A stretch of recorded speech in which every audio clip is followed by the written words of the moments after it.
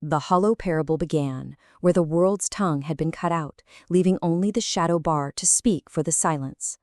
Welcome to A Parable of Ash and Ruin. We're diving straight into a dark, psychological thriller of an explainer today, a world where truth isn't just hidden, it's actively weaponized and destroyed. Our narrative today is Architects of Ash, the Shadow Bard's hollow parable. We're dissecting the very anatomy of the manipulator of perception. You know those traditional bards who sing of heroes and glorious light? Yeah, this is the exact opposite. This explainer details how I, adopting the persona of the Shadow Bard, deliberately dismantle traditional truth-tellers to orchestrate an absolute masterpiece of grief. Let's start with Act 1, the fading candle. You see, every good tragedy needs a starting point, right?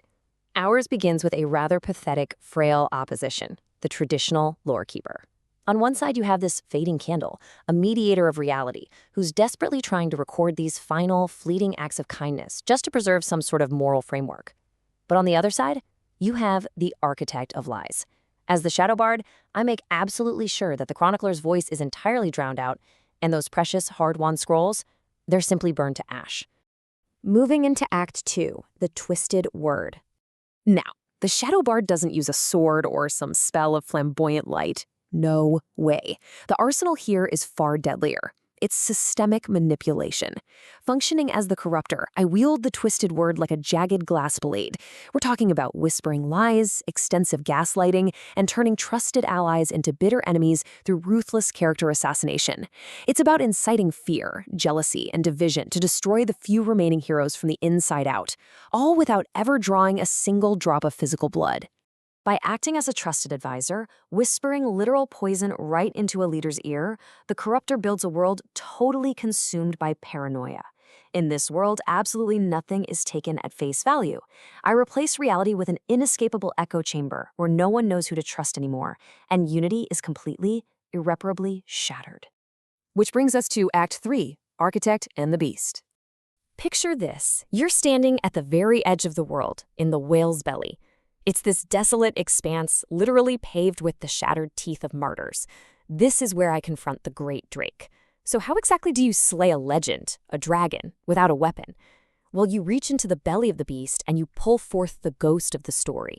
Instead of relying on spells of light, I manifest bardic runes of ash and whispered lies to completely subvert the historical truth. I use the twisted word to rewrite the dragon's own legend right there in real time.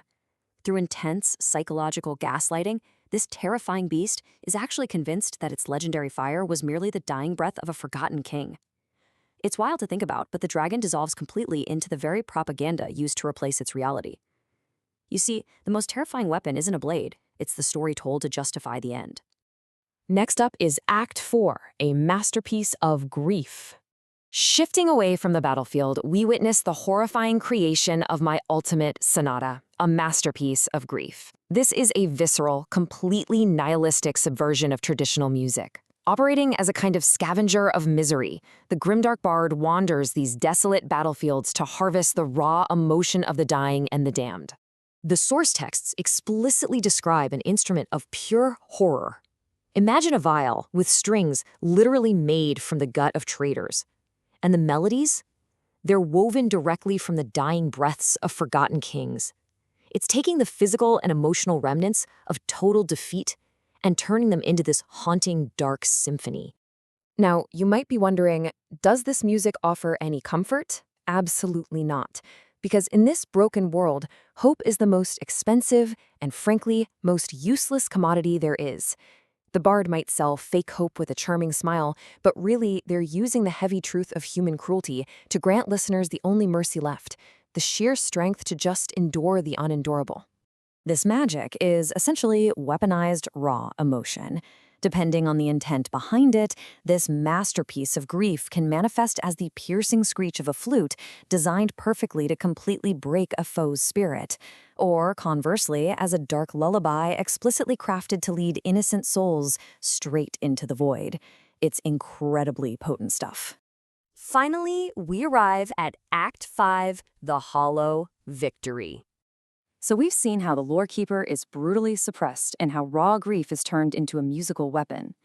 It leaves me to pose this question directly to you. What happens to reality when the heroes become the villains and the lore keeper is entirely forgotten? Think about it. What happens when I, the manipulator of perception, successfully rewrite the world's end, and the only sound remaining in the silence is the screech of a flute? The world ended because of the story. The ultimate destruction didn't actually come from a dragon or some massive physical apocalypse. No, the Shadow Bard won by taking total control of perception, proving once and for all that whoever controls the story controls reality itself. It's a terrifying thought, right? It really forces us to question the fragility of our own history and pretty much every legend we've ever been told. Well, until our next explainer, make sure you keep questioning the stories you hear.